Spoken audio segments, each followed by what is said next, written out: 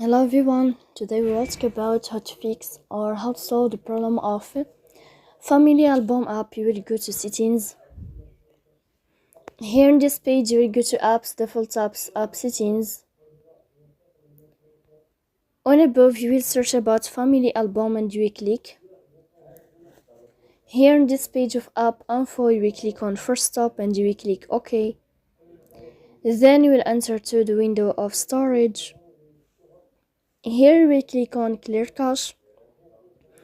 But pay attention, don't click clear data because that can delete your account or can cause you errors on your app. In the end, you can turn off your phone and you can wait a moment to turn on your phone again to fix that problem.